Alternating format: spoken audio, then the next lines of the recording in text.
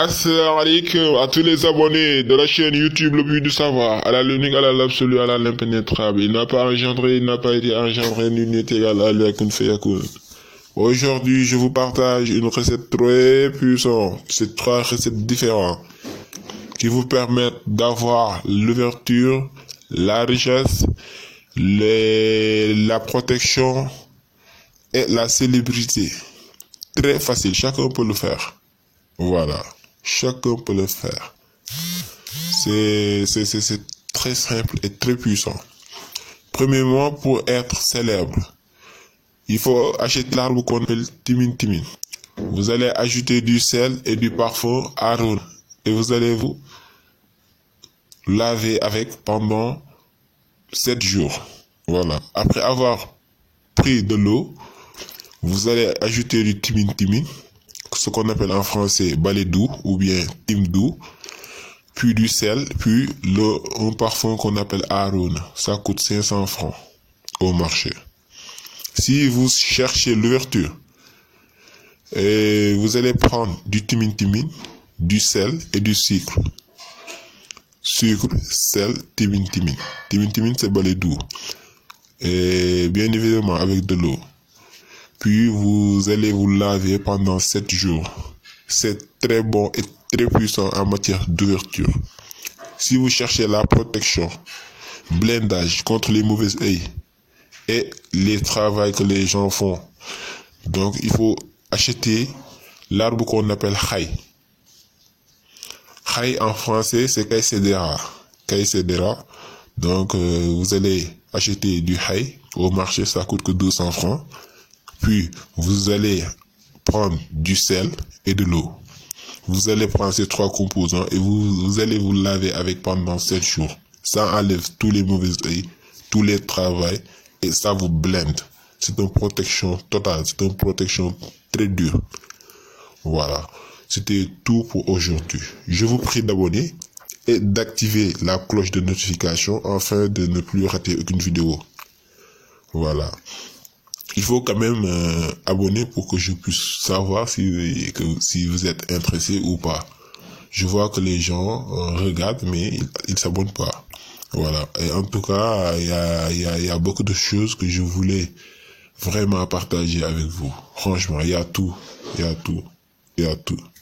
Bon, sur ce, je vous dis à bientôt et merci. Assalamu alaikum wa rahmatullah. Abonné yi maa leen di ziar di leen nuyu di leen xamal ne sama xel gi ci yéen chaque jour waa Puy du Savoir yéen ñëpp nuyu naa leen. waaw duñ def tàmbali mukk te sant ñu yàlla ndax moom kenn la kenn juru ko jurul kenn amul benn buur bu dul moom. tey nag secret sunguf lañ leen indil sunguf waaw parce que instant bi ku nekk war ngaa am say bagage yu bopp yoo xam ne war nga ko mën a gérer def ko facilement très facilement mën nga ko defal sa bopp saa woo kenn te yomb na ba dee te sunguf saa ngi fii fees dell di jaay ci marché yi. waaw léegi ku bëgg bayre rek nga bëgg bayre foo romb gars yi bàyyi la xel foo romb siiw soo nekkee entreprise gars yi bëgg la nga nekk foo munti xam daal foo nekk ci marché bi gars yi wër la da ngay ut garab gu ñuy wax timin timin. soo jëlee timin timin bi nga yokk ci xorom soo ci yokkee xorom nga ut parfum gu ñuy wax Haroun day jaay ci marché bi téeméer lay jar nga jël ñetti yeew yi noonu di ko sangoo pendant 7 jours di nga gis nit yi ñu lay toppee si ni ko da nga yor boutique di nga gis clients yi ni ñuy ñëwee incha allah. waaw timin timin garab yi soo waxee timin timin rek xam nañ ko 200 lay jar waaw 200 ak xorom ak parfum maanaam 750 nga am sa bayre mu saf. defal ko sa bopp te kenn du la sonal. waaw léegi si nekkee nag da nga bëgg tijjeeku nga bëgg quoi maanaam lu am rek ñu xalaat la ngay am ay opportunité ci boobaa da ngay ut timin timin ba tey moom 200 lay jar nga jël xorom ak suukar di ko sangoo pendant 7 jours di nga gis di ngay tijjeeku. voilà loolu la tëjoon yëpp da ngay daal di tijjeeku. waaw te nit moom soo amee fatxu rek am nga lépp mooy maanaam ouverture. waaw ci nekkee nag yow kaaraange nga bëgg ba nga xam ne lu nekkoon te yaram yëpp day dëñ cat yeeg xam nga liggéey yeeg fas yeeg parce que tamit ñu bëri loolu lañu xamul mooy fas nit mën na la fas mën na la bañ a jàpp sax mais après da lay tëj am na ñoo xam ne ni neexu ñoo jàpp mais da leen di tëj dañuy tëj parce que seen affaire day tëju dañuy foog sax dañ leen liggéey effectivement dañ leen liggéey jàpp leen mais affaire bi dañu mujjee tëj ak cat yi da koy def léegi pour mucc ci loolu da ngay ut xay ut xorom gu bari nag moom saf sàpp def ko ci ndox di ko sangoo 7 jours lépp luy cat da koy dindi lépp luy cat da koy dindi ak liggéey gu bon ba pare da lay aar di nga mel ni xay waaw nii dëj fu nga nekk waaw macha allah am na doole waaw am na sax yeneen yu gën a compliqué mais dama ne chaîne bi dañ fi war a indi loo xam ne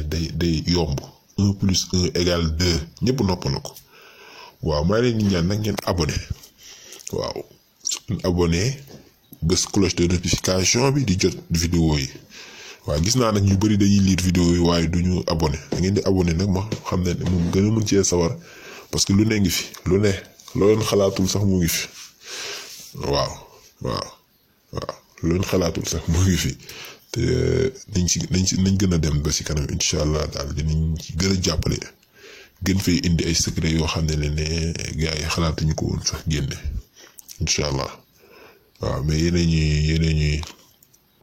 yéen ñuy motiver soo ñu motiver rek incha allah ñu indil leen affaire yu gën a garaaw waaw jërëjëf ba beneen yoon.